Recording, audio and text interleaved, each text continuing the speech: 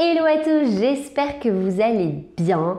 Cette petite vidéo que je fais en ce début d'année 2020, déjà pour vous souhaiter une très belle année à toutes les personnes qui me suivent depuis l'aventure de Melstock. Donc ça fait déjà bientôt 2 ans que j'ai lancé le talk show, et à toutes les personnes qui viennent d'arriver sur la chaîne, qui viennent de me connaître via les réseaux ou autres, je vous souhaite la bienvenue. Et cette vidéo c'est pour vous parler donc du début de l'aventure Melstock, pourquoi je me suis lancée, et vous donner 2-3 conseils pour toutes les personnes qui voudraient créer du contenu, se lancer sur une chaîne ou même lancer vraiment son business. C'est des conseils un peu généraux. Let's go!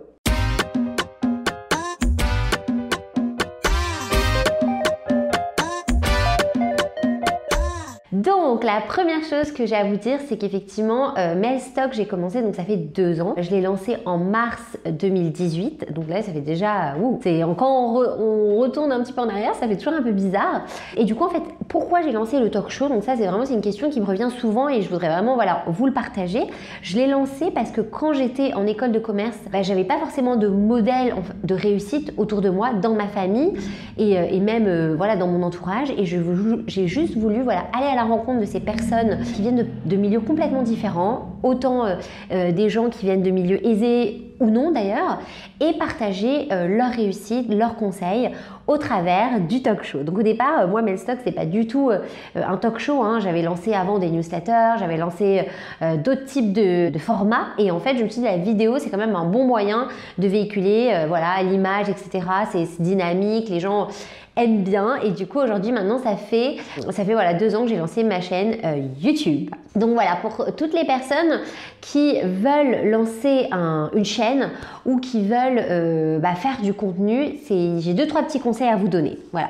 Donc mes conseils c'est quoi? Donc la première chose c'est vraiment de commencer avec ce que vous avez, c'est-à-dire que si vous n'avez pas du matériel de qualité, si vous n'avez pas la caméra hyper pro, etc., c'est pas grave. Moi j'ai commencé avec mon téléphone. J'avais commencé avec mon téléphone en train de filmer 2-3 trucs. N'hésitez pas à demander aussi en fait autour de vous s'il n'y a pas quelqu'un qui peut vous prêter du matériel simplement pour vous dépanner pour une vidéo ou deux, au moins que vous vous fassiez la main. Et c'est comme ça que moi j'ai commencé. D'ailleurs, petit clin d'œil à Noël, un ami qui m'a beaucoup aidé au tout début de la chaîne à justement filmer toutes mes interviews.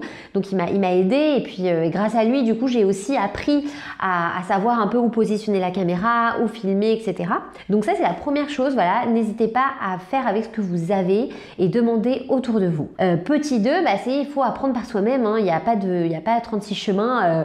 Il faut s'y mettre, il faut mettre les mains dans le cambouis comme on dit. Et donc moi j'y connaissais rien du tout en vidéo ni en montage, mais encore une fois j'ai demandé conseil, je suis allée voir sur les sites, et pour ceux qui savent un petit peu, moi j'ai en termes de montage, j'ai téléchargé Final Cut, c'est un logiciel de montage pour Mac, mais vous en avez plein d'autres. Vous avez Premiere Pro, vous avez iMovie pour les gens qui débutent, c'est très bien parce que moi j'avais commencé sur iMovie, hein.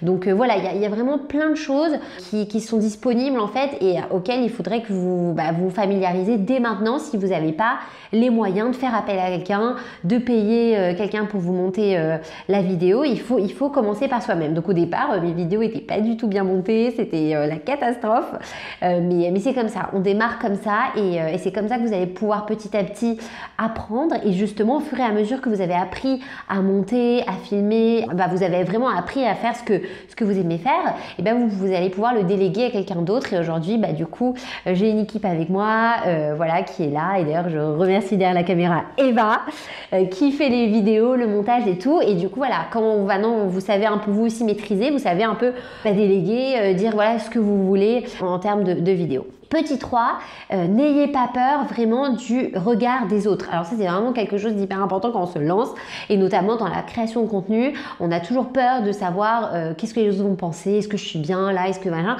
Alors moi j'aurais pu me poser des milliards de questions avant de lancer ma première vidéo, mais le plus important je pense c'est vraiment de se lancer et ne pas avoir peur du regard des autres, parce que dans tous les cas les gens vont vous critiquer, c'est comme ça, c'est la vie, les gens vous critiquent, donc peu importe, hein. Donc il faut se lancer, il faut se mettre dans le bain, il faut pas avoir peur de publier ses premières vidéos vidéos, d'avoir les premiers feedbacks.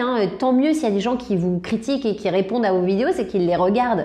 Comme disait Gary Vee, tant mieux quoi. Je préfère la personne qui a regardé, qui a mis un mauvais commentaire, parce qu'au moins elle a regardé mon contenu. Donc voilà, il ne faut pas avoir peur, je pense, du regard des autres. Et il faut se lancer et c'est en ayant les retours, les critiques que vous allez pouvoir avancer. Donc voilà, c'est 3 conseils que je voulais vous donner en ce début d'année pour vraiment vous lancer dans l'aventure, que ce soit un projet de création de contenu, que ce soit votre business, que ce soit peu importe, démarrer, c'est le plus important. Donc voilà, j'espère que vous avez apprécié cette vidéo. Je vais essayer d'en faire plusieurs sur des thématiques un peu différentes, des formats très courts, mais où vous allez pouvoir apprendre des choses. Donc voilà, passez une très belle année 2020. Je compte sur vous pour démarrer votre projet. Dites-moi en commentaire maintenant quels sont les projets sur lesquels vous travaillez et quels sont les besoins que vous avez actuellement. N'oubliez pas bien sûr la petite cloche pour les futures vidéos et le pouce bleu. Voilà, au moins c'est fait. Et abonnez-vous et moi je vous dis à très vite sur un nouvel épisode de Melstock.